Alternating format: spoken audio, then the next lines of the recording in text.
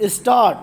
अमेरिकी राष्ट्रपति Donald Trump को अपने इस सवाल का जवाब खुद ही देना चाहिए कि आखिर हम मतदान बढ़ाने के लिए भारत को $21 मिलियन क्यों दें।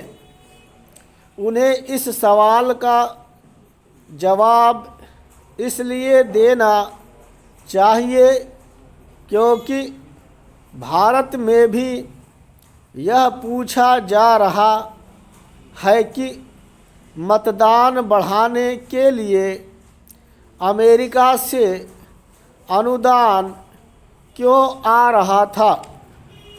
चूँकि यह भी सामने आना चाहिए कि अमेरिकी अनुदान कैसे और कहाँ खर्च किया जा रहा था। इसलिए बेहतर होगा कि भारत भी अपने स्तर पर जांच करे। इस रहस्यमय अनुदान की तह तक जाने की आवश्यकता इसलिए भी है क्योंकि पूर्व मुख्य चुनाव आयुक्त SY कुरैशी ने मतदान बढ़ाने के नाम पर अमेरिका से अनुदान मिलने से तो इनकार किया, लेकिन यह माना कि निर्वाचन आयोग ने 2012 में international foundation for electoral system से समझौता किया था। यह अरबपति अमेरिकी निवेशक जॉर्ज सोरोस की संस्था ओपन सोसाइटी से जुड़ा है, जिसे United states agency for international development यानी USAID से सहायता से मिलती थी। कहीं ऐसा तो नहीं कि भारत में जॉर्ज सोरोस की संस्था के जरिए USAID का पैसा आ रहा था और उसका इस्तेमाल भारतीय हितों को चोट पहुंचाने के लिए किया जा रहा हो।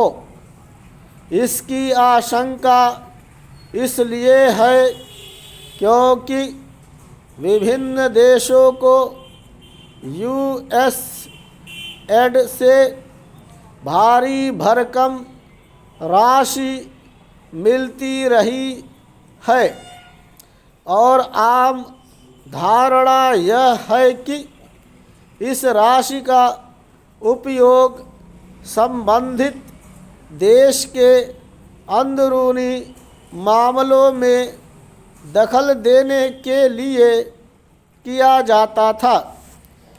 USAID भले ही यह दावा करता हो कि वह विभिन्न देशों में साक्षरता बढ़ाने, गरीबी मिटाने, महिलाओं को सशक्त करने, लोकतंत्र मजबूत करने, सिविल सोसाइटी को सुगठित करने के लिए आर्थिक सहायता देता था, लेकिन लगता नहीं कि यह अनुदान वास्तव में इन्हीं उद्देश्यों के लिए खर्च किया जाता था।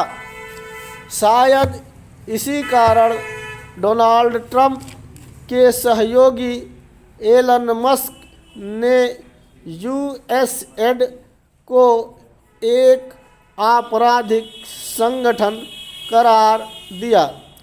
अब ट्रंप भी उसे खरी खोटी सुना रहे हैं और तरह तरह के सवाल कर रहे हैं, लेकिन इन सवालों के जवाब देने की जिम्मेदारी उनकी ही है।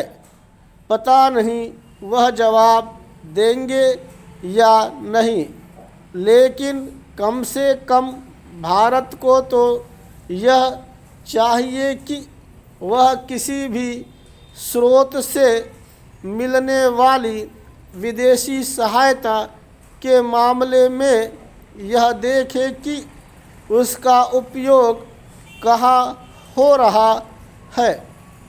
यह इसलिए देखा जाना चाहिए क्योंकि विदेशी सहायता के जरिए भारतीय हितों को नुकसान पहुंचाने की कोशिश की जाती रही है।